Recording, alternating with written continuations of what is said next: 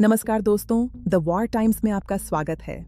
7 अप्रैल यह तारीख अब भारतीय विज्ञान और इतिहास के पन्नों में स्वर्ण अक्षरों में दर्ज हो गई है। आज प्रधानमंत्री नरेंद्र मोदी ने चेन्नई के पास कलपक्कम में भारत का पूर्ण रूप से स्वदेशी प्रोटोटाइप फास्ट ब्रीडर रिएक्टर राष्ट्र को समर्पित कर दिया है।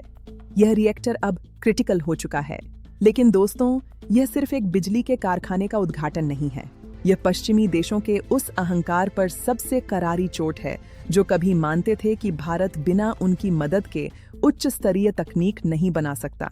आज भारत ने वो कर दिखाया है जिसके सामने अमेरिका और यूरोप के बड़े बड़े देश भी घुटने टेक चुके हैं। आखिर इस रिएक्टर में ऐसा क्या है जिसने पूरी दुनिया के वैज्ञानिकों की नींद उड़ा दी है?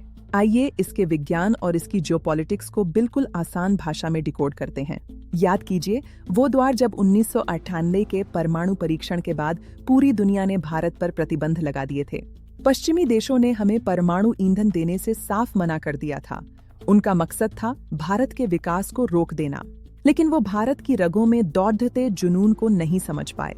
हमारे वैज्ञानिकों ने उसी दिन कसम खाई थी कि हम अपनी तकनीक खुद बनाएंगे। भारत के 3 स्टेज न्यूक्लियर प्रोग्राम के तहत साल 2003 में इस महा प्रोजेक्ट की नींव रखी गई और इसे बनाने के लिए भाविनी का गठन हुआ।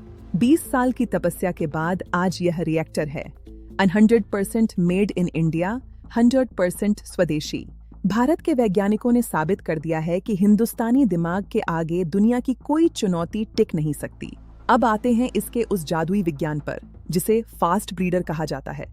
इसे ऐसे समझिए, मान लीजिए आपके पास एक जादुई कार है। आपने उसमें 10 लीटर पेट्रोल डाला और एक लंबी यात्रा पर निकल गए। जब आप वापस लौटे तो आपकी कार ने न सिर्फ आपको मंजिल तक पहुंचाया, बल्कि टैंक में 12 लीटर और भी शानदार क्वालिटी का पेट्रोल मौजूद था। ये सुनने में किसी साई-फाई फिल्म जैसा लगता है ना, लेकिन हमारे कलपक्कम रिएक्टर में यही सच है। यह रिएक्टर जितना ईंधन जलाकर बिजली बनाता है, उससे कहीं ज्यादा नया और बेहतर ईंधन यह खुद ब खुद पैदा कर लेता है। यह यूरेनियम 238 को सोखकर उसे एक नए उच्च कोटि के ईंधन प्लूटोनियम 239 में बदल देता है, यानी कचरे से कंचन बनाने की असली मशीन। आम रिएक्टरों में परमाणु टकराने की स्पीड को कम किया जाता है, लेकिन कलपक्कम रिएक्टर में कोई स्पीड ब्रेकर नहीं होता। यहाँ परमाणु अपनी भयंकर गति से टकराते हैं। इतनी तेज गति से जो गर्मी पैदा होती है वो किसी उबलते हुए ज्वालामुखी से कम नहीं होती। इसे ठंडा करने के लिए पानी काम नहीं आता। इसलिए हमारे वैज्ञानिकों ने तरल सोडियम, लिक्विड सोडियम का इस्तेमाल किया है। लिक्विड सोडियम को कंट्रोल करना शेर के मुंह में हाथ डालने जैसा है, और हमारे भारतीय वैज्ञानिकों ने इस तकनीक में महारत हासिल कर ली है। एक बार शुरू होने के बाद यह लगातार सालों तक 500 मेगावाट बिजली पैदा कर सकता है। अब समझिए असली जियोपॉलिटिक्स। अमेरिका, फ्रांस और जापान जैसे सुपर पावर देशों ने फास्ट ब्रीडर रिएक्टर बनाने की बहुत कोशिश की, लेकिन तकनीकी फेलियर और हादसों के डर से उन्हें अपने प्रोजेक्ट बंद किए। आज रूस के बाद भारत दूसरा ऐसा देश है जिसने यह सफलता हासिल की है। भारत को इसकी सबसे ज्यादा जरूरत इसलिए थी क्योंकि हमारे पास यूरेनियम नहीं है, लेकिन कुदरत ने हमें थोरियम का बेहिसाब खजाना दिया है। दुनिया का 25% से ज्यादा थोरियम भारत की रेत में मौजूद है। कलपक्कम का यह रिएक्टर वो ब्रह्मास्त्र है जो थोरियम के इस खजाने को अनलॉक करेगा।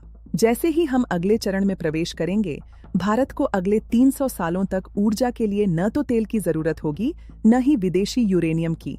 कलपक्कम केवल एक विज्ञान की सफलता नहीं है, यह भारतीयों के स्वाभिमान की जीत है। आज हर भारतीय को इस उपलब्धि पर गर्व होना चाहिए।